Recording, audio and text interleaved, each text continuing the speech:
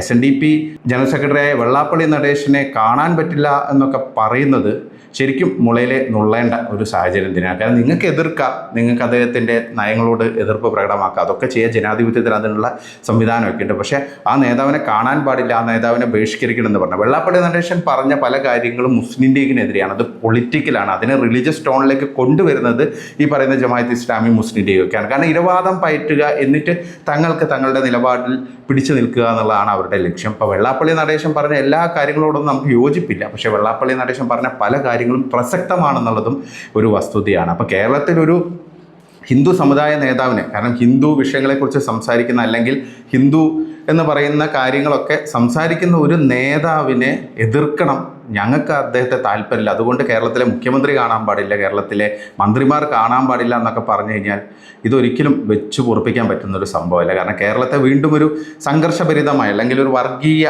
തരത്തിലേക്ക് മാറ്റാൻ മാത്രമേ ഇത്തരം നിലപാടുകളൊക്കെ പ്രേരിപ്പിക്കുകയുള്ളൂ എന്നുള്ളതാണ് ഒരു വസ്തുത.